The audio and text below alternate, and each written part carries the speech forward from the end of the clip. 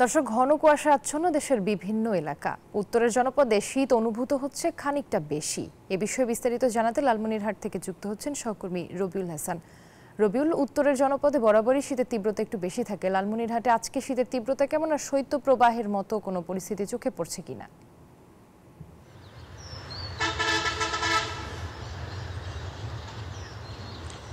শুভ সকাল জান্নাত। আপনি যেমনটি বলছিলেন, উত্তরের জেলায় কিন্তু বরাবরই শীতের তীব্রতাটা বেশি থাকে।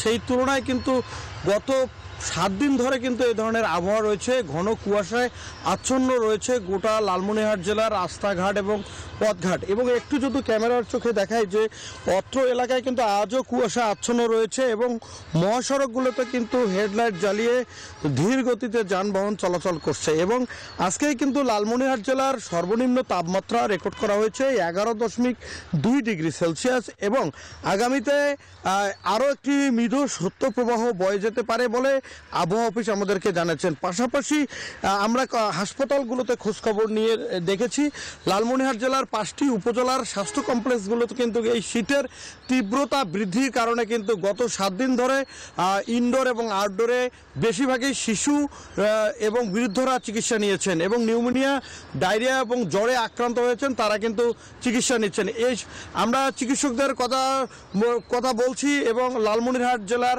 সিভিল সার্জন নির্মলানন্দ রায় জানিয়েছেন যে আমরা প্রতিদিনেই রোগীর সংখ্যা বৃদ্ধির কারণে আমরা চিকিৎসা দিতে আমরা হিমশিম খাচ্ছি। তো পাশাপাশি এই লালমনিরহাট জেলার 3টি নদী রয়েছে, তিস্তা, ধরলা। এই নদীর পারে মানুষের তীব্রতা আরও বেশি এবং তারা অনেক কষ্টে আছে। এই ছিল আমার কাছে সর্বশেষ। ফিরে যাচ্ছি স্টুডিওতে জান্নাতের কাছে।